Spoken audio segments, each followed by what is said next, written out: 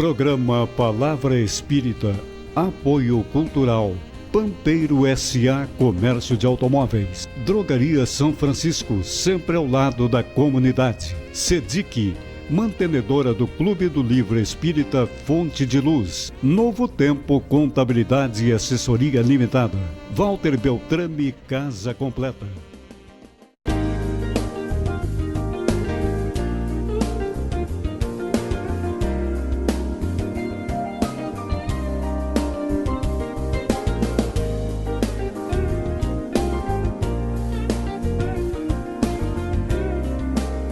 Estamos iniciando pela TV Santa Maria, canal 19 da NET, mais um programa Palavra Espírita. E o nosso programa vai ao ar graças aos nossos apoiadores culturais Pampeiro S.A., Drogaria São Francisco, Clube do Livro Espírita Fonte de Luz da Sedic, Lar de Joaquina, Escritório de Contabilidade Novo Tempo e Beltrame Casa Completa. E está conosco hoje uma amiga muito querida de longuíssima data, Lúcia Ramos. Lúcia, muito obrigado por ter aceito meu convite para a gente bater um papo hoje. Alegria minha. E a Lúcia, que é do Associação de Estudos Espíritas Lar de Juliano. Para quem não sabe onde é o Lar de Juliano, ele fica naquele... Quem desce a Riachuelo, né, Lúcia? Atravessa Leopoldo Frois. Dobrando na descida da Riachuelo, à direita, naquele... bequinho, dá para dizer que é um beco? Para os mais antigos, mais antigos, isso. Os de idades mais avançadas como nós, antigo beco do Kozorowski. O beco do Kozorowski. Onde tinha a fábrica de vasos. Exatamente. E o nosso assunto hoje com a Lúcia é o desafio de ser espírita hoje no Brasil. Lúcia, eu já te agradeci, muito obrigado. Eu que agradeço. Agora, nesse momento que a gente está vivendo hoje, conturbado, lado A e lado B, certo e errado, errado e certo, enfim, caramba.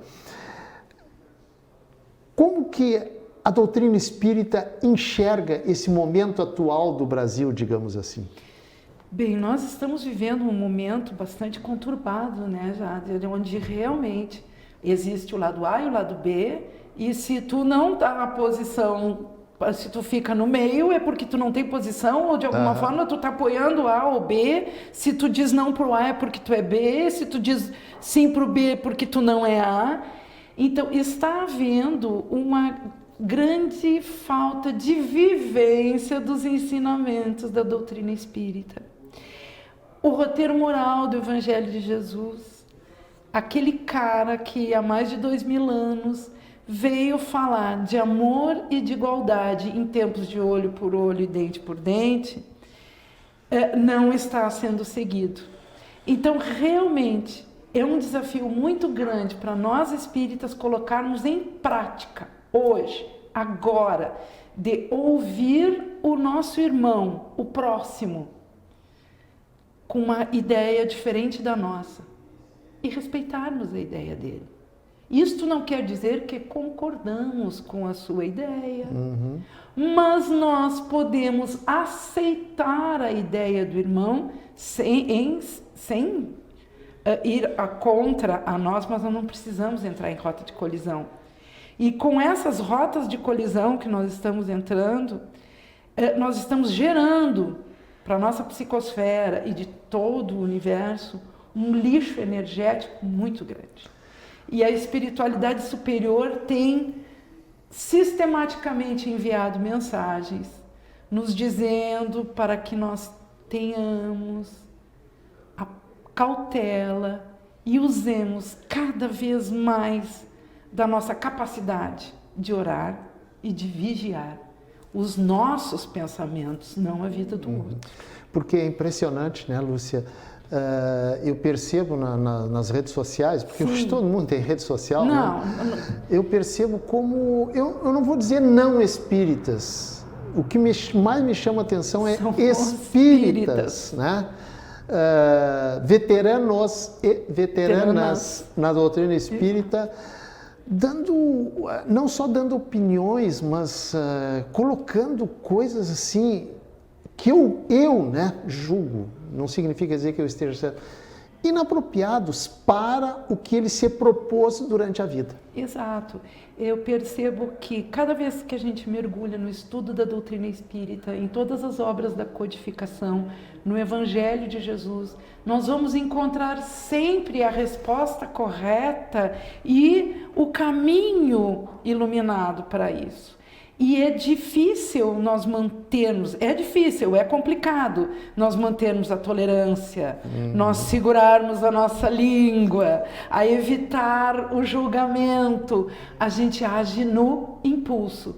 E é exatamente isto que a doutrina espírita não espera de nós.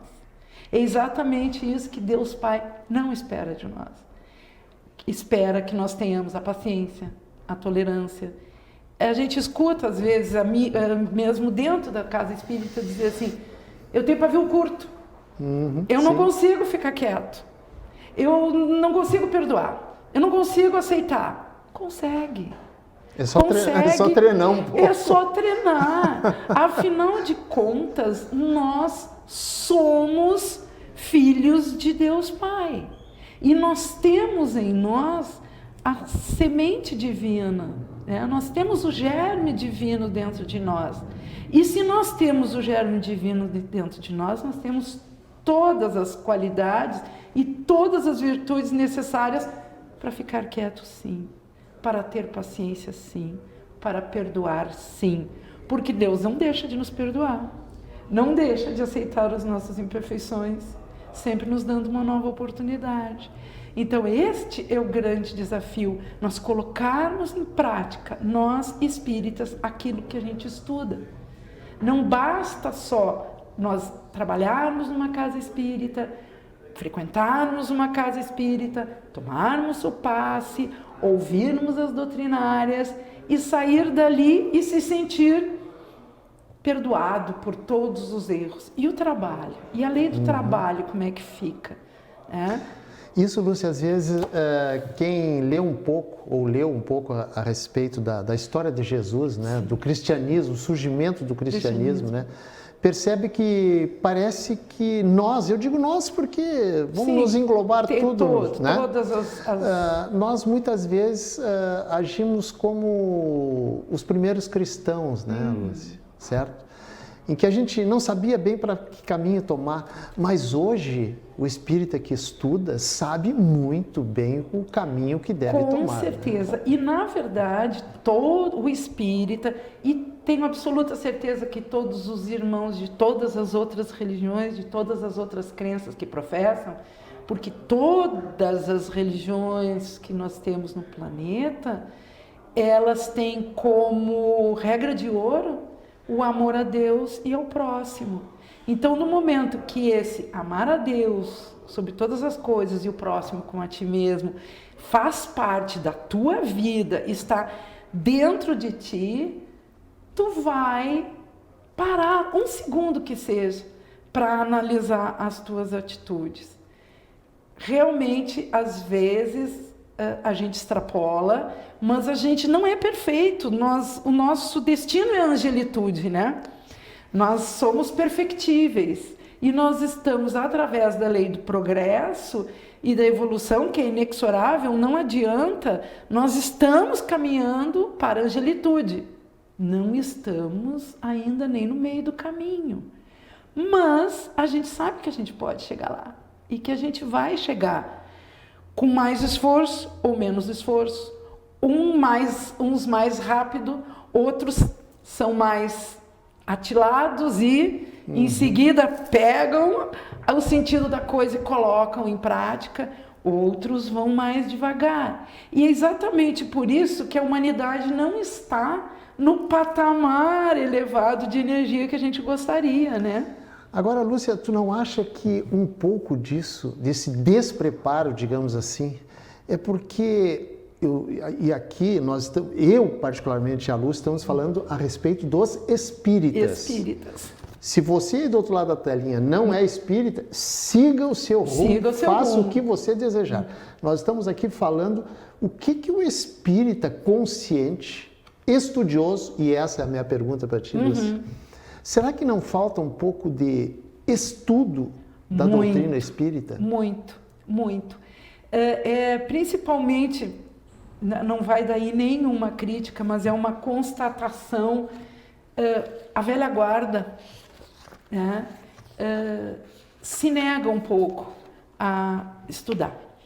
E aqueles que estão, mesmo depois de tanto tempo na doutrina, realmente mergulhando no estudo das obras da codificação, né, das 5, do Pentateuco, digamos assim, da doutrina espírita, o Livro dos Espíritos, o Livro dos Médiuns, o Evangelho segundo o Espiritismo, o Céu e o Inferno e a Gênese. Certo. E ainda se pode acrescentar ainda depois obras póstumas, né, de Kardec.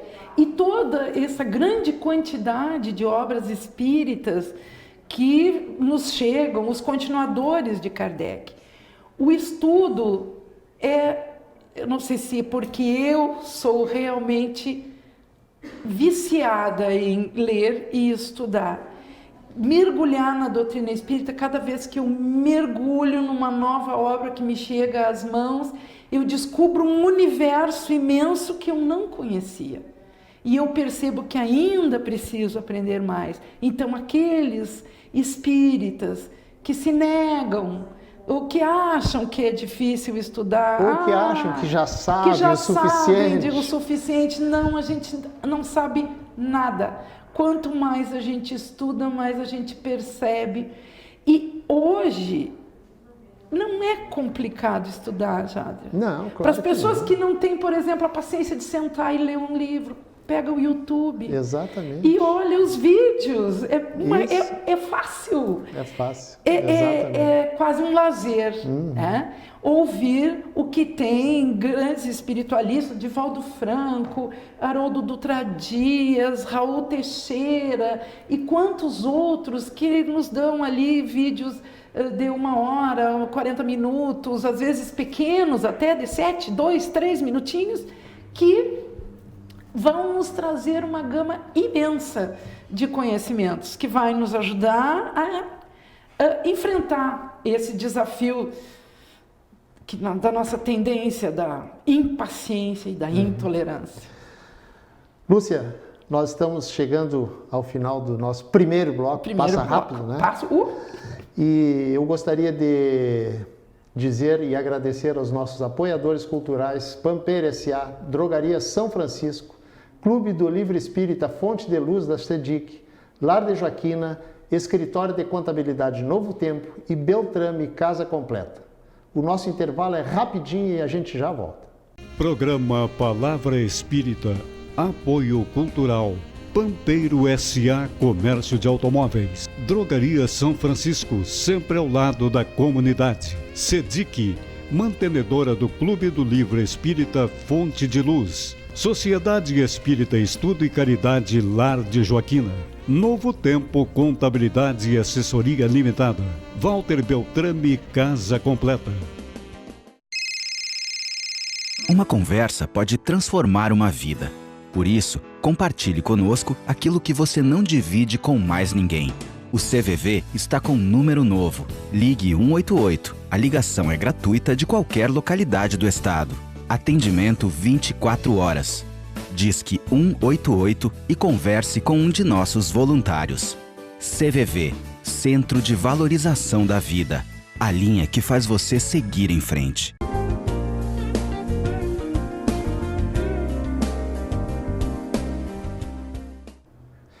Estamos iniciando o segundo bloco do programa Palavra Espírita através da TV Santa Maria, canal 19 da NET, agradecendo aos nossos apoiadores culturais Pampeiro S.A., Drogaria São Francisco, Clube do Livro Espírita Fonte de Luz da CEDIC, Lar de Joaquina, Escritório de Contabilidade Novo Tempo e Beltrame Casa Completa. E eu estou batendo um papo hoje com a Lúcia Ramos, do Lar de Juliano, e a gente está conversando sobre os desafios dos espíritas, digamos assim, no momento atual que nós vivemos no Brasil. Lúcia, para iniciar o nosso segundo bloco, quais foram, se dá para traçar um comparativo, quais foram os grandes desafios que Jesus teve na sua época? Nós espíritas, né, E encarnados, espíritos encarnados, é muito difícil mensurar o grande desafio desse espírito. Jesus vem de uma esfera crística, com uma energia poderosa, com uma sabedoria e uma amorosidade imensa.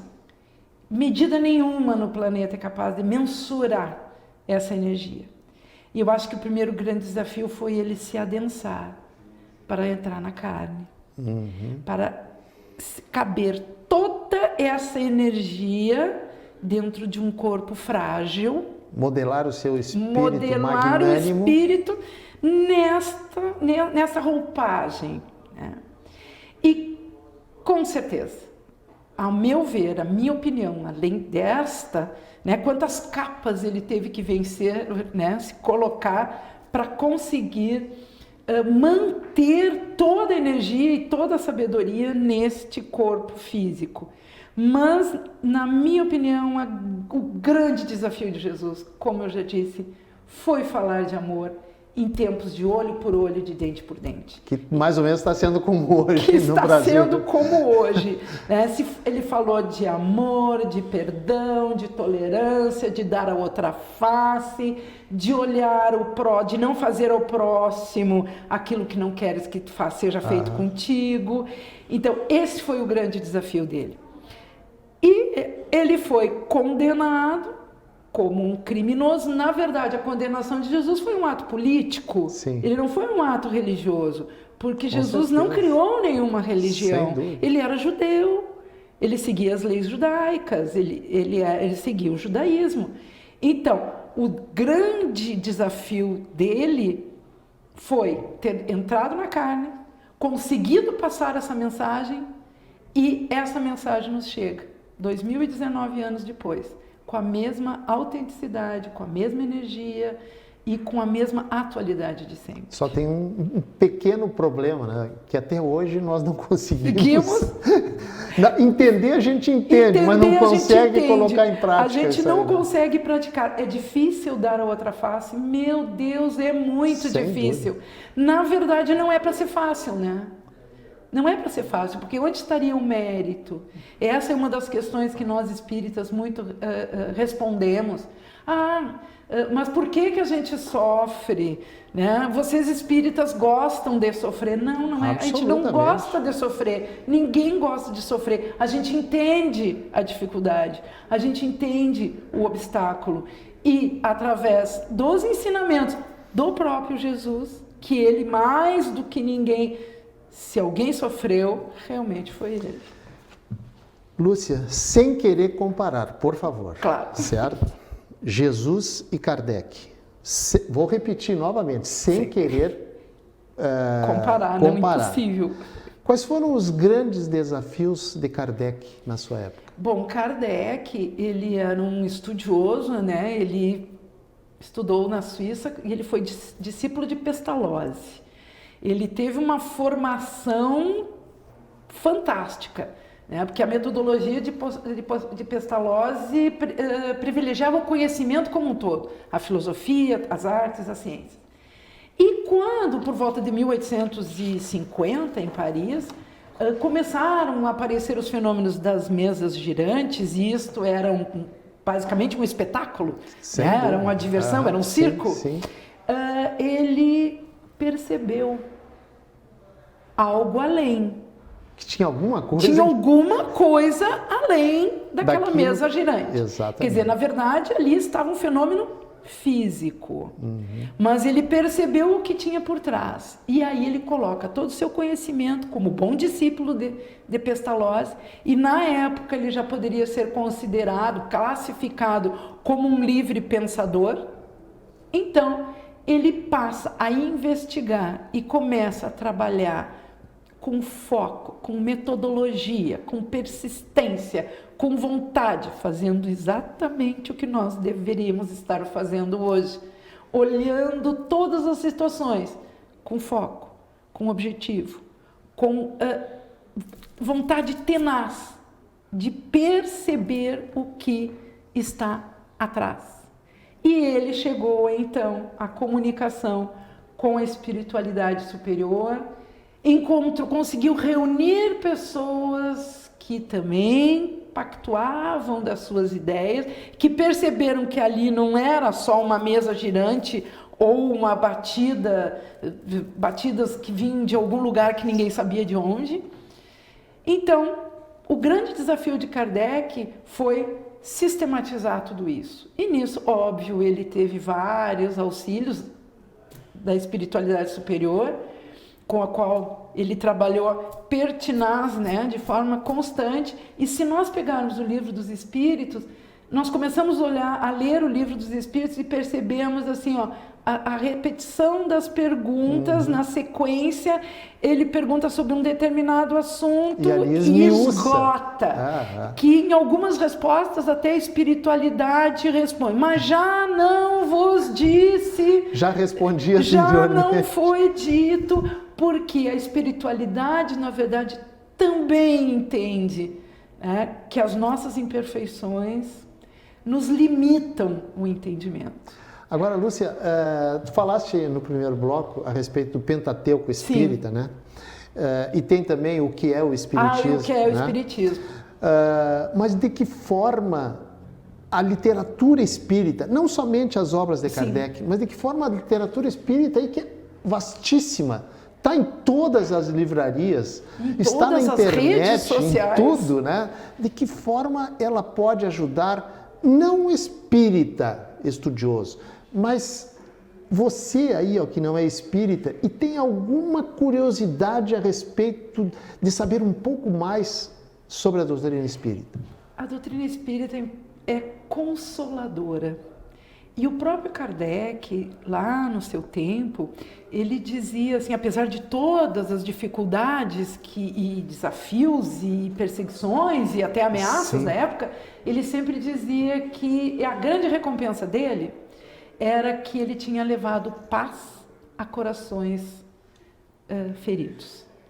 E a doutrina espírita é extremamente consoladora quando nos faz perceber que a escolha é nossa, que nós somos responsáveis pela nossa vida, pela nossa encarnação. E se nós aqui estamos, é porque nós deixamos algumas dívidas nas nossas encarnações pretéritas. Então, eu devo ter deixado muitas, né? E estamos talvez criando agora algumas outras, né? Não se pode querer numa encarnação só, com certeza, né? sem dúvida, pagar todos os boletos deste carnê. Absolutamente. Né? Nós temos uma responsabilidade universal, né? E a doutrina espírita e a ciência veio ao longo do tempo provando o que a doutrina espírita, em todas as obras da doutrina. Eu sou uma fã incondicional de Leon Denis, e as obras de Leon Denis, todas elas nos levam neste caminho, né? De que toda a resposta está em nós, e que o grande segredo, o grande gatilho para a nossa reforma íntima, para diminuir as nossas imperfeições, é acionar a nossa vontade. E a vontade é um atributo do espírito. Então ninguém pode dizer, eu não tenho vontade.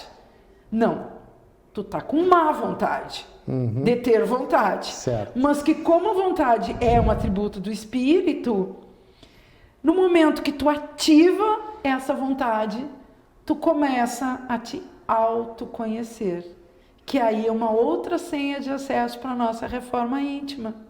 O autoconhecimento, que Emmanuel, em todas as suas obras com Chico Xavier, repete constantemente: conhece-te a ti mesmo. Exatamente. O que diziam lá os precursores do espiritismo, né? Os filósofos gregos, Sócrates, Platão, Heráclito, Tales de Mileto. Esse conhece-te a ti mesmo está numa inscrição no portal do Templo de Delfos.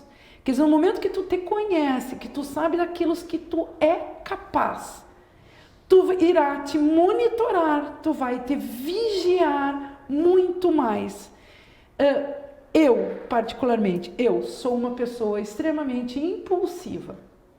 E eu venho lutando durante toda essa encarnação segurar a minha impulsividade. Digamos que 50% dela já foi domada. Foi um grande passo. Já me considero vitoriosa. Mas isto é um trabalho diário. Não é deixar a maledicência de lado um dia. Hoje eu consegui não ser impulsiva. Hoje eu consegui olhar o meu próximo com respeito. Hoje eu consegui relevar uma ofensa. Hoje eu consegui dar a outra face. Lúcia, desculpa. Hoje eu consegui não colocar nas redes sociais uma ofensa ao outro lado, seja qual for esse outro lado. Hoje o dedo coçou para digitar uma resposta. Não. Hoje eu consegui. É diário. Reforma íntima é trabalho diário. É complicado? Muito. Se não fosse, onde estaria o mérito da evolução? A gente precisa trabalhar. A lei do trabalho, ainda hoje, eu lia numa das obras que eu estou lendo agora, Leis Morais, que fala sobre a lei do trabalho, e onde Kardec pergunta, o codificador pergunta à espiritualidade, até onde, qual é o limite da lei do trabalho, né? Do nosso esforço? Qual é o limite para nós espíritos encarnados? E a espiritualidade responde ao limite das tuas forças. Então, tudo que a gente puder dar hoje, vamos dar. Vamos gastar toda a energia hoje. Agora, Lúcia, a produção está me dizendo que faltam 2 minutos. 2 minutos. 2 minutos. E em 2 minutos tu vai responder o seguinte. Qual é o grande desafio do espiritismo, da doutrina espírita hoje? Enfrentar a distração e o desrespeito. Quer dizer, nós temos que enfrentar o desafio de nos distrairmos, estamos lendo, fazendo nosso evangelho no lar e plim, WhatsApp. Já perdi toda a linha, né? E a nossa tendência ao desrespeito. O desrespeito. E o que é o desrespeito? É o não amor ao próximo, é não enxergar o nosso irmão. E esse irmão não é o irmão que está lá em casa, não é o marido, não é o filho, não é o colega de trabalho, é também aquele que está distante. Aquele que pensa também diferente da gente. Aquele também que pensa, principalmente esse que pensa diferente de mim. É enxergá-lo como irmão e que ele tem direito a ser o que é. E nisso eu acho que Hamed tem um conselho fantástico numa das suas obras, As Dores da Alma, onde ele diz que para que tenhamos a nossa paz de espírito e que possamos colaborar com a paz espiritual de todo o planeta, basta que nós nos aceitemos como nós somos e que aceitemos o nosso irmão como ele é. Lúcia, antes de agradecer, tu tem mais 15 segundos extra para te dizer as palavras que tu quiseres. Eu gostaria de agradecer a oportunidade e convidar a todos que visitem o Lar de Juliano.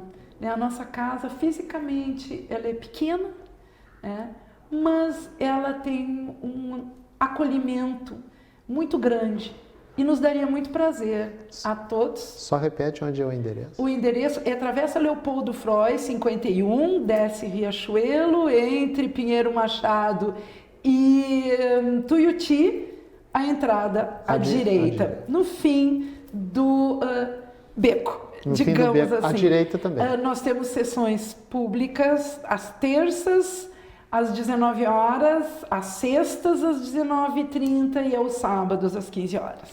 Muito bem. E com esse convite da Lúcia, infelizmente, eu vou ter que encerrar o programa, agradecendo, em primeiríssimo lugar, a Lúcia por ter aceito o meu convite, Agradecendo também aos nossos apoiadores culturais que mantêm esse programa no ar há 2 anos e meio.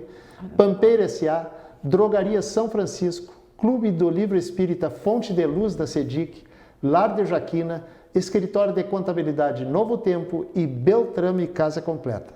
Muito obrigado a você e até o nosso próximo encontro.